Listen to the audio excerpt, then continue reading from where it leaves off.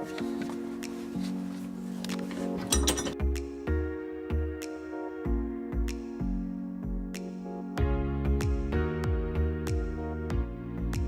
name is Kings Walters, and my brand is called Kings Walters London, or for short KWL.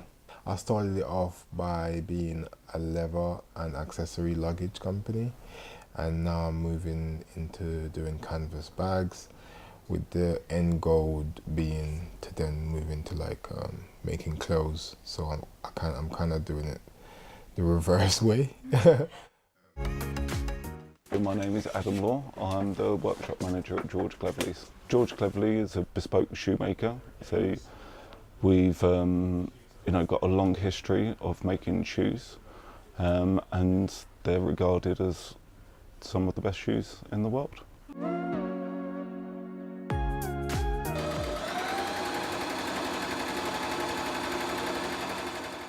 My name is Tan. I'm the designer and owner of the unisex handmade clothing label called Lane 45. I started the label roughly 3 years ago and formally launched it a couple of years ago in 2016. And to start with, I think I started the label only as menswear, but very quickly I realized that I had more customers who were women than men's. And then I, as a designer, evolved very quickly, and I decided, no, I think unisex and handmade is the way to go. And the entire philosophy sat well together. So I started making unisex and handmade clothing.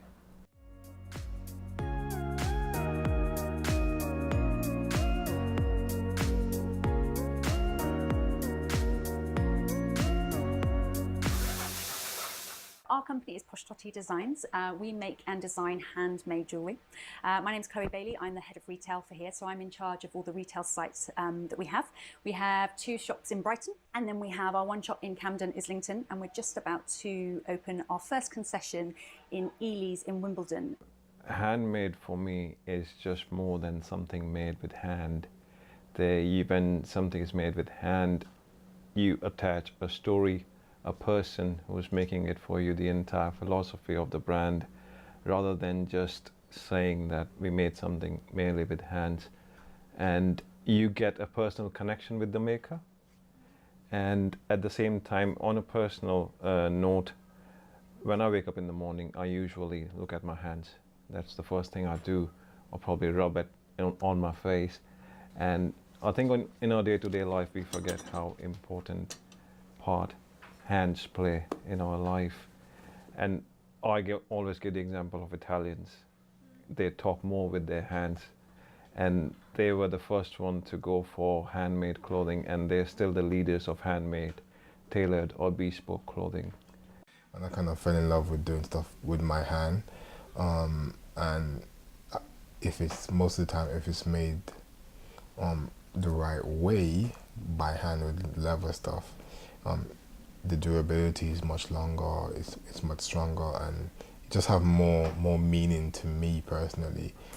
So that's why I stuck to it, and that's my main focus. I think now in a world where everything is just like so mass produced, people are kind of slowly coming back and having more value in stuff that's made like locally and stuff that's made by hand, because the mass production was getting so out of control with like the human race just getting so dependent on like stuff that's made fast, technology that's moving so fast.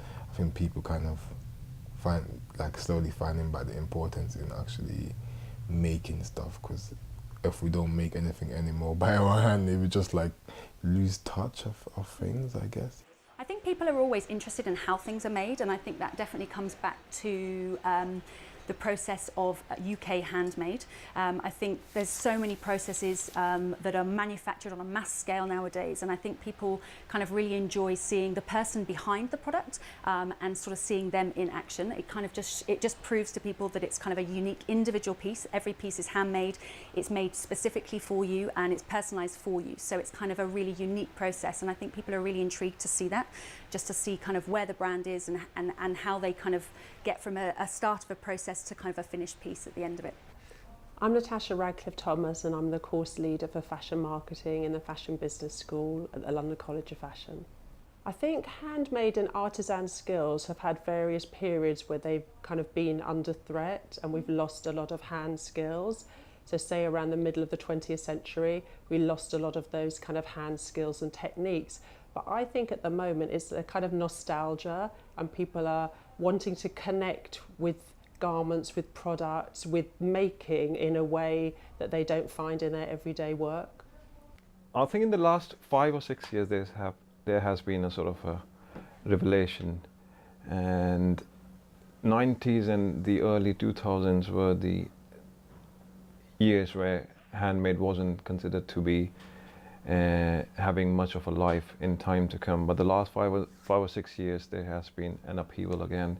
Handmade has come back in fashion, and I think that is because, especially in the last few years, people have started accepting the slow life as a lifestyle, and they have slowed down their pace of life. They enjoy things more on a slower pace rather than the fast life of the 90s and the early 2000s, and that is where handmade clothes have become more popular, or handmade objects or anything of craft has become more popular, because they understand that something is being made specifically for them. They know who's making it, and that provides them both an ethical satisfaction of using something, and at the same time the product is much more better. I always say that a handmade piece of clothing would have more imperfections than a piece of clothing made by machines. But somebody who fancies or likes handmade stuff values those tiny imperfections, because they can tell that that's something human and not machine-like. Probably in the last 5-10 years there's been a real resurgence in that.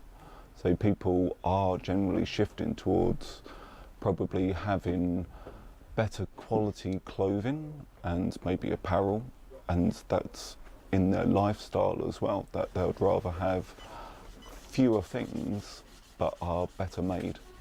I mean, there's nothing like having, putting on a pair of shoes that's made specifically for you, so it feels like it's your shoe.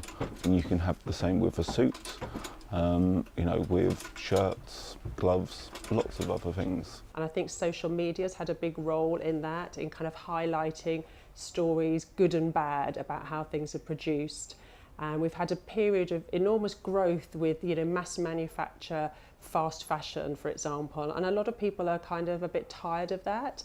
They find it a bit exhausting and overwhelming, and they want to kind of go back to a time where people took their time to make something and they invested part of their soul and their spirit into products. And I think that's what really connects and resonates with people. And at the same time, we've got a long history, especially in London, for example, with areas like Savile Row, with hand making in things like tailoring. So those kind of industries are coming into the 21st century, finding a whole new generation of customers who can really appreciate those kind of hand skills. At the same time, you've got younger people, young makers and startups, and again, the internet's really enabled people to put their products out there. They can have a worldwide market tomorrow. So there's lots of, websites and through Instagram even, that people can sell their own goods and get attention for them. And I think that's really opened up a whole other area of makers. We use a marketing mix of social media, Google paid search, email marketing and direct mail print media. We do a lot of data profiling on our customers, and we'll also do matchback for customers' purchases, which means that we can target customers directly.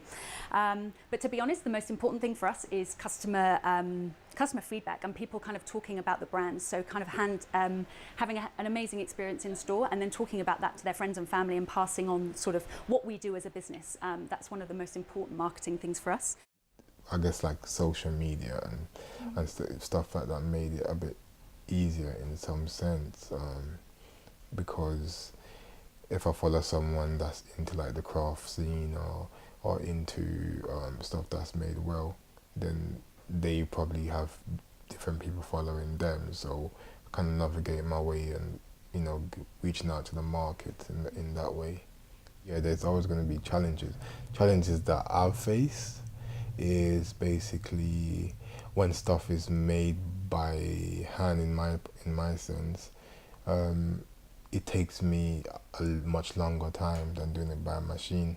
So if I'm, say, pricing it or pricing it by the hour, or the material that I'm using, like some people don't get the concept of like why it costs this much, or why is it not like compared to something that's produced like mass by machine.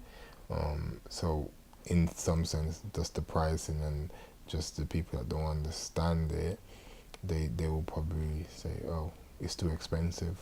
Even some of my friends may say that because they don't understand. So you know what I mean. So if I don't explain to them, or if they don't get the value behind it, I think the handmade will keep on growing to some extent. It's not necessarily ever got mass scalability to be able to increase, because probably the most difficult thing that we have is finding craftsmen, because it's not something that you can pick up and learn very quickly. So you've got to have dedication and patience to be able to do that.